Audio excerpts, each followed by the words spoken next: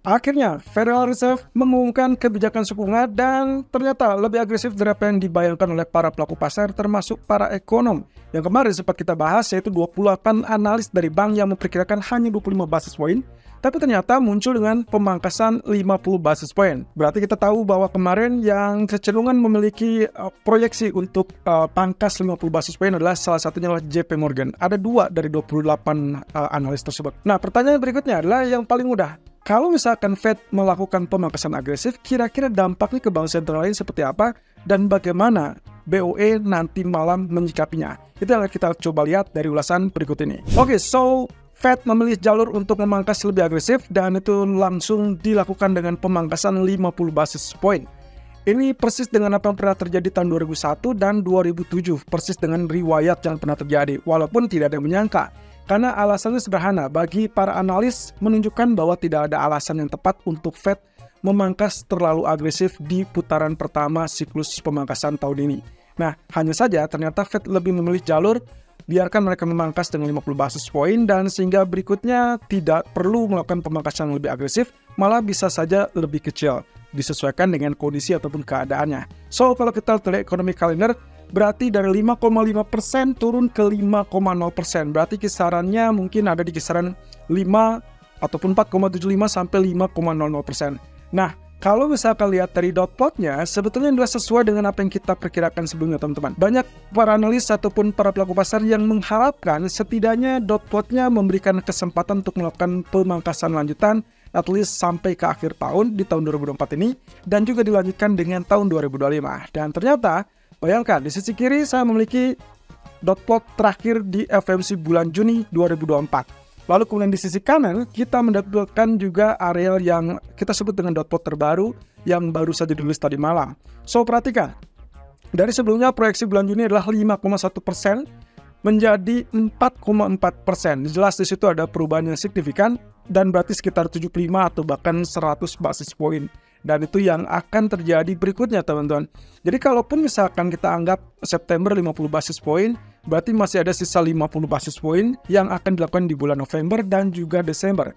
Kalau kita mengacu pada apa yang disampaikan oleh Federal Reserve, maka kemungkinan 50 basis point tersebut bisa saja split menjadi 2 pertemuan, artinya di November 25 basis point atau Desember 25 basis point juga. Atau skema berikutnya, tidak ada pemangkasan di bulan November dan pemangkasan 50 basis point yang lebih besar lagi di bulan Desember. Atau sebaliknya, 50 basis point langsung November dan akhir tahun tidak ada pemangkasan. Apapun itu skemanya, yang jelas apa yang diinginkan ataupun yang diharapkan market ternyata terpenuhi.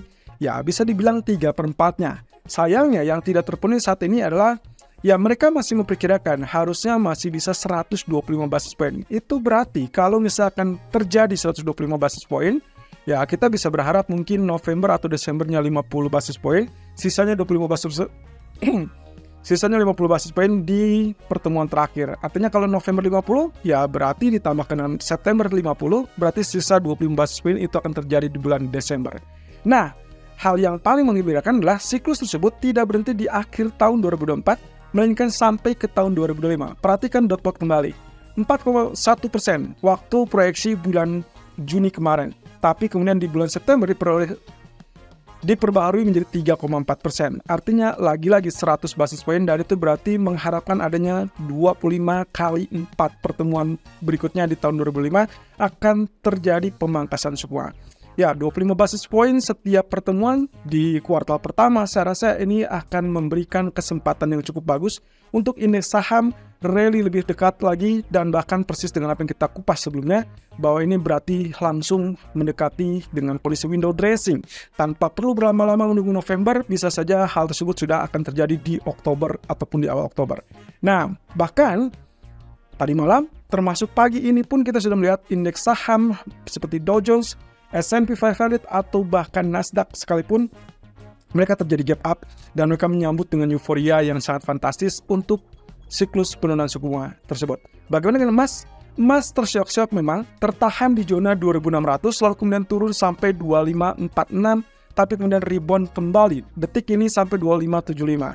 Pertanyaan selanjutnya adalah apakah emas sudah selesai? Sentuh 2600 lalu kemudian selesai hati-hati, jangan terjebak dengan penurunan tersebut, karena jelas, kalau Anda lihat dari 1 minggu terakhir sampai detik-detik pengumuman, emas selalu bertahan di level resisten dan cukup dekat dengan all-time high-nya.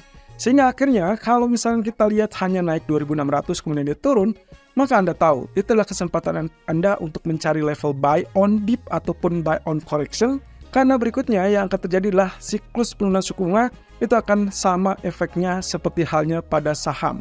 Jadi, indeks saham dan emas seharusnya kita akan dapatkan rally berikutnya dan jangan ditunggu-tunggu lagi karena kemungkinan cari level support ataupun level correction-nya itu akan menjadi kesempatan yang cukup bagus untuk Anda.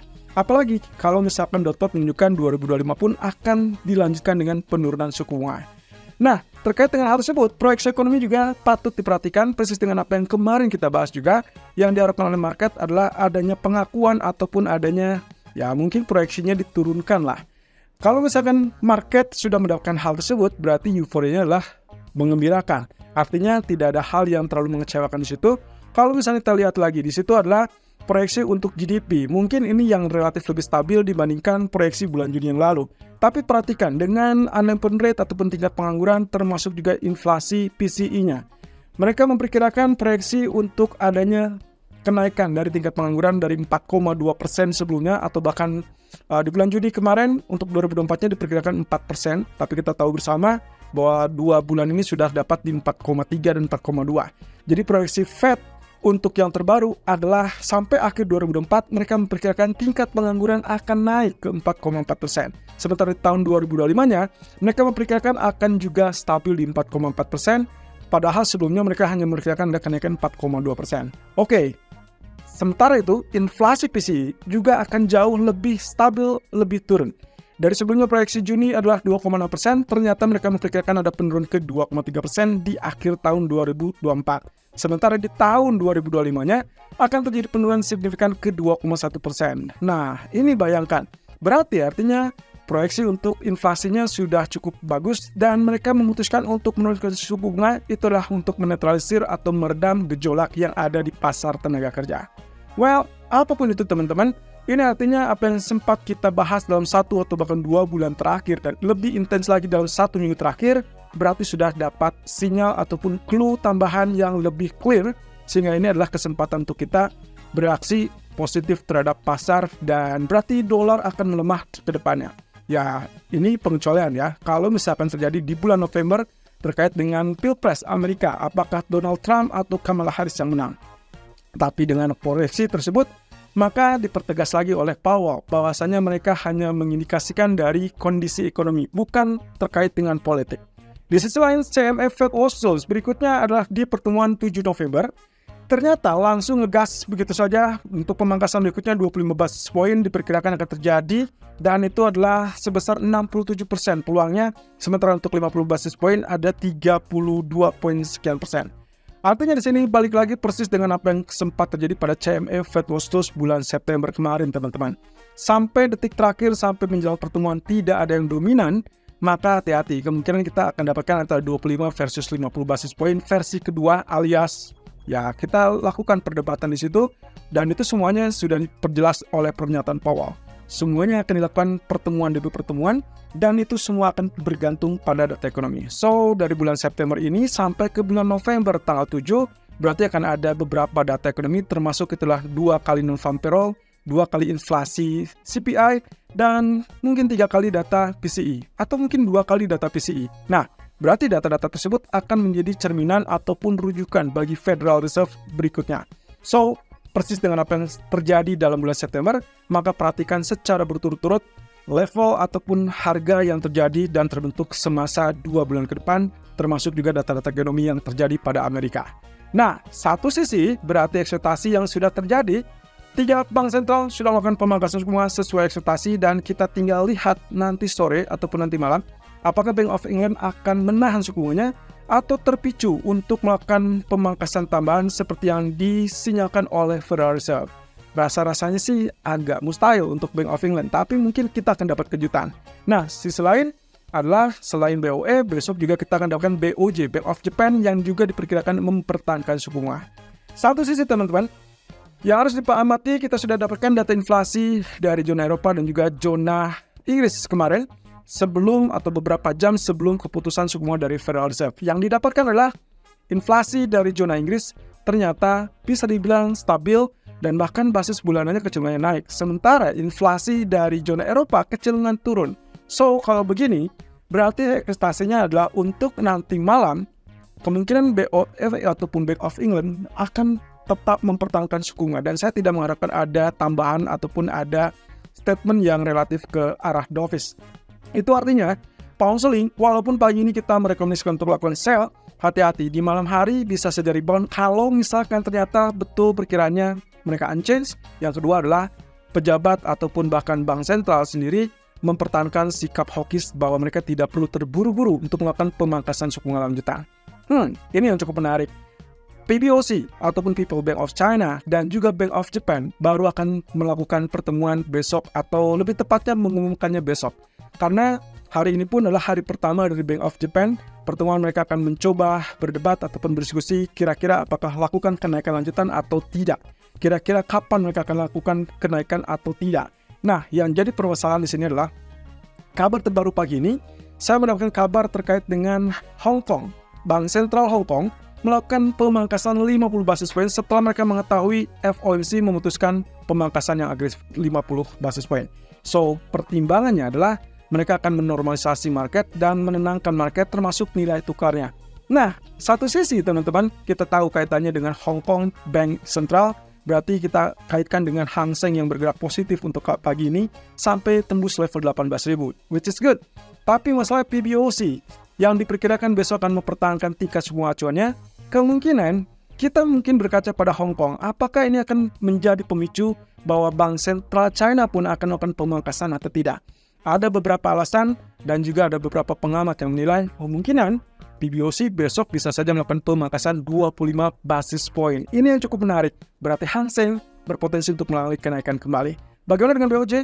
BOJ yang saya khawatirkan akan memberikan kejutan karena ekspektasinya adalah tidak merubah suku bunga dan mereka akan wait and see sampai bulan Oktober atau paling lambat di bulan November atau Desember. Tapi masalahnya dengan kondisi bahwa FOMC tadi malam sudah relatif agresif 50 basis point, kemudian juga siklus penurunan suku bunga sudah dikonfirmasi, persis dengan apa 2 minggu yang terakhir kalau tidak salah saya sempat membahas BOJ akan sangat bergantung pada Federal Reserve. Artinya, kalau sampai FOMC sudah memvalidasi terkait dengan siklus penurunan suku bunga, bukan mustahil BOJ pun akan melakukan hal yang serupa. Apalagi kita lihat USD Japanese Yen kembali mengalami kenaikan, walaupun di sisi lain, indeks saham Nikkei terdorong positif akibat Wall Street. Nah, ini yang cukup menarik. Apakah mereka akan melakukan intervensi untuk mata uangnya untuk kembali menguat? Dan kalau itu yang dilakukan, tidak ada jalan lain selain melakukan kenaikan suku bunga. So, hati-hati besok. Kemungkinan 10 atau 15 basis point akan menjadi kejutan. Tapi kalau misalkan unchanged, berarti kita bisa berharap mereka akan rehat terlebih dulu sambil mengamati situasi dan juga kondisi data ekonomi dari Amerika ataupun data dari Jepang itu sendiri. So, perkiraannya kurang lebih untuk nanti malam, untuk Bank of England sendiri pertimbangan saya adalah unchanged. Kenapa? Simple, alasannya saya melihat data inflasi kemarin yang juga dirilis menunjukkan angka 2,2% untuk basis tahunan, itu berarti unchanged alias tidak berubah sama sekali dari periode sebelumnya. Sementara basis bulanannya atau month on month itu kurang lebih naik sampai ke 0,3% dari minus 0,2%. So, ada alasan untuk melakukan penurunan? Sepertinya tidak. Dan kita tidak berharap itu akan terjadi kejutan. Jadi, untuk saat ini, Bank of England diperkirakan akan lebih stabil dan tidak maku. Dan mungkin agak relatif tipis untuk melakukan kejutan tersebut. Nah, otomatis sisa nanti malam, perhatikan data initial jobs claim ataupun continuing jobs claim, karena itu adalah pasar tenaga kerja dan kita perlu data yang relatif lemah, artinya angkanya harus naik, tingkat pengangguran naik, berarti akan memvalidasi siklus penurunan suku bunga dan itu akan menjadikan tekanan kembali kepada US dollar. Artinya bisa saja penurunan pada emas tadi malam itu hanyalah bersifat sementara dan relatif terbatas karena siklus sudah divalidasi oleh Federal Reserve sendiri. Nah, berikutnya adalah existing home sales ataupun Philadelphia Fed Manufacturing Index. Perhatikan saja datanya. Intinya adalah kita membutuhkan data yang negatif ataupun data yang melemah untuk memvalidasi siklus yang sudah diputuskan oleh Fed dari malam.